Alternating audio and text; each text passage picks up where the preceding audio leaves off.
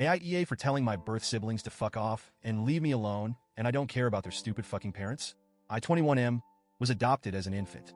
But this wasn't some heartwarming, selfless decision made by a struggling mother who just wanted the best for her baby. No, I was abandoned. I was found in an alleyway, wrapped in nothing, left in a low-visibility area where I could have easily been overlooked. No note, no sign that someone cared about what happened to me. I was discarded like trash. I don't remember any of this, obviously, but it made the news at the time. I've seen the old newspaper clippings. A mystery baby, left for dead. If someone hadn't found me when they did, I wouldn't be here today. The people who saved me weren't my birth parents. They were total strangers. My adoptive parents? They're the people who raised me, loved me, wanted me. They were honest with me from a young age about my adoption, but they never made me feel othered. I was part of their family, no questions asked. I grew up with siblings, all biological to my adoptive parents, but they never treated me like anything less than their brother. I had a childhood filled with love and laughter, and that was enough for me. I never felt the urge to go looking for my birth family. I never had some big identity crisis. The people who abandoned me had made their decision. And honestly, I didn't care why. That was my stance for most of my life. But then a few months ago, something changed. I got engaged, my fiancé, and I started talking about our future, about kids. And for the first time, I had to confront the one real problem with not knowing anything about my birth family, medical history. What if I had some genetic disorder I didn't know about? What if there was something lurking in my DNA that could affect my future children? That was the only reason I decided to do a 23andMe test. I didn't want a reunion. I just wanted information. But like an absolute idiot, I didn't realize I had accidentally left the option open for biological relatives to find me. And that's how I learned I wasn't an only child. I got a message from two people, birth siblings. They were older than me.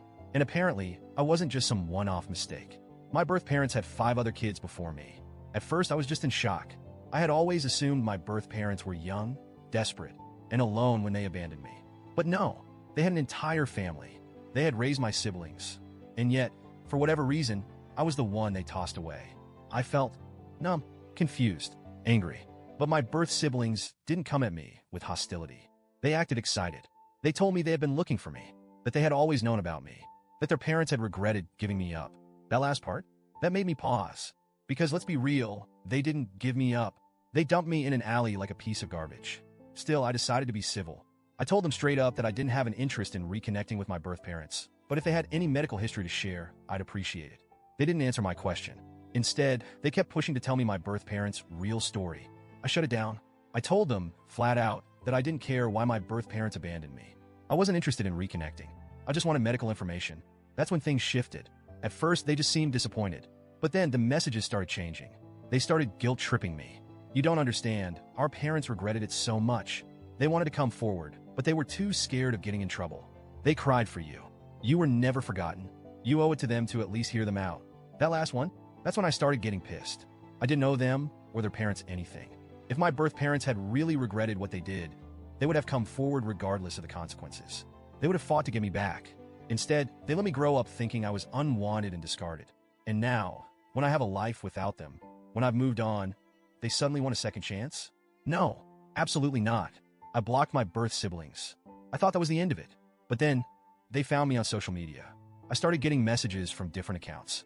They kept insisting we were family, that I was the missing baby, that their mom cried for me every night, that I was being cruel for shutting them out. They said I was being unfair, that it wasn't my mom's fault, that she was young and overwhelmed, that she and my father had just panicked. But you know what? They weren't too young to raise my 5 older siblings. They weren't too overwhelmed to keep them. So what was different about me? Was I an accident? Were they just sick of having kids? Was I just too much? I didn't care about their excuses. I was done. I ignored them. I blocked them again. But they kept making new accounts. This went on for almost 3 months. 3 months of them pushing and pushing, trying to force me to care about people who hadn't cared about me. And eventually I snapped. I sent one final message before deleting everything. FCK off. Leave me alone. I don't care about you or your stupid f***ing parents. And that was apparently too far. They lost their minds. They told me I was cruel, that their parents didn't deserve that kind of hate, that I was being heartless. They kept coming at me, but I didn't even read the rest. I deleted my account entirely. And now, I don't know. I don't regret cutting them off. I don't regret refusing to engage. I know I don't owe them anything, but was my final message too harsh? Was it too much? Because a part of me wonders, should I have just ignored them one last time instead of snapping?